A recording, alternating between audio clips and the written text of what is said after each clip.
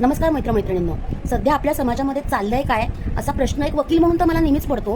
कारण माझ्याकडे रोज एन्क्वायरीज असतात, त्याच्यानंतर क्लायंट्स येतात, फोनवरती एन्क्वायरी करतात, कोणी ऑफिसमध्ये करतात आणि त्या एन्क्वायरीजमधनं जेव्हा त्यांचे एव्हिडन्सेस तपासले जातात तेव्हा अशा प्रकारच्या या 3 केसेस आहेत डोमेस्टिक व्हायलन्सच्या, वेगवेगळ्या पोलीस स्टेशनच्या आहेत. तर या 3 केसेस आज मी फाईल करते आणि लिटरली म्हणजे ह्या बघा 3 केसेस या मी फाईल करते आता.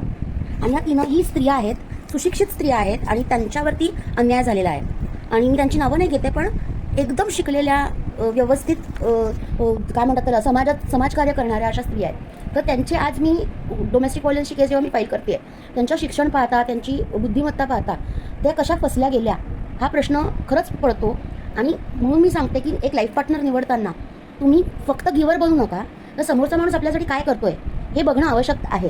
आणि तुम्ही फक्त जेव्हा देत राहता आणि एक अशी लिमिट येते, एक असं सॅच्युरेशन येतं त्या बाईच्या आयुष्यामध्ये की ती देतच राहते आणि ती करतच राहते आणि ती मार पण सहन करते, नवऱ्याचा सासू सासऱ्यांचा जाच पण सहन करते, मुलांची रिस्पॉन्सिबिलिटी पण घेते.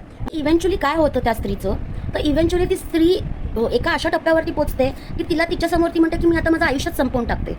मग अशा वेळेला बुडत्याला काडीचा आधार म्हणून हे डोमेस्टिक व्हायलन्सचं जे रिलीफ आहे ते त्याच्यासाठी आहे. कितीतरी स्त्रिया अशा आहेत की ज्या आपलं करिअर सॅक्रिफाईस करतात संसारासाठी, नोकरी सोडून देतात, फायनान्शियली डिपेंडिंग असतात आपल्या नवऱ्यावरती, आपल्या आईवडिलांवरती. आणि या नवऱ्याला मी जर सोडलं तर माझं भविष्य काय, आईवडील तर मला एक्सेप्ट करणार नाही आहेत, मग माझ्या मुलांचं काय, हे म्हणजे या सगळ्या गोष्टींमुळे त्या मुख घेऊन गप्प बसतात. पण ज्या स्त्रिया खरंच आपल्यासाठी लढतात आणि आपल्या सेल्फ रिस्पेक्टसाठी लढतात आणि आपल्यावरती होणाऱ्या अन्यायासाठी लढतात, तर त्या स्त्रिया या जेव्हा डोमेस्टिक व्हायलन्सपर्यंत जातात ना, तेव्हा खरंच तुम्ही जर एव्हिडन्स तपासलं तर तुम्हाला लक्षात येईल की किती त्या बाईंनी यातना भोगलेल्या असतात, किती त्या बाईंनी यातना भोगलेल्या असतात आणि किती सहन केलेलं असतं. म्हणजे आर्थिकदृष्ट्या, मानसिकदृष्ट्या, शारीरिकदृष्ट्या. आणि नवरे लिटरली म्हणजे कितीतरी केसेसमध्ये मॅरिटल रेप होतात. म्हणजे त्या बाईची ताकद नसते त्या बाईच्या अंगात तरी तिचं शारीरिक शोषण केलं जातं.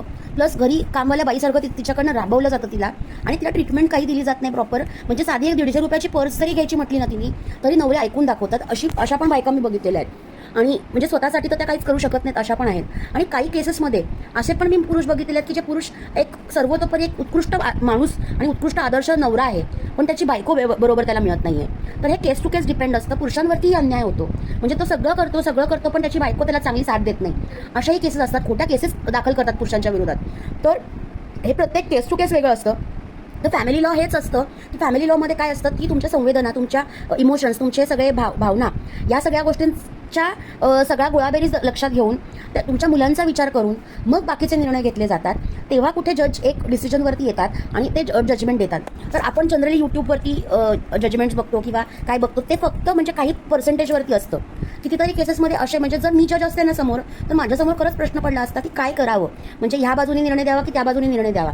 तर खरंच ते खूप कठीण असतं, कारण की तिकडे तुमचे इमोशन्स जोडलेले आहेत.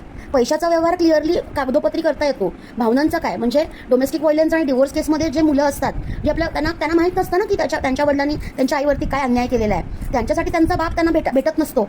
म्हणजे या गोष्टी कशा हँडल करणार आहेत. तर म्हणून फॅमिली कोर्ट आणि फॅमिली लॉ आणि जे प्रॅक्टिस करतात त्यांनी संवेदनशील असणं खूप आवश्यकता आहे. आणि त्यांनी इमोशनल असणं आणि इमोशनल प्लस प्रॅक्टिकल अशा दोन्ही गोष्टीचा समतोल राखून त्यांनी आपल्या क्लायंटला गाईड केलं पाहिजे.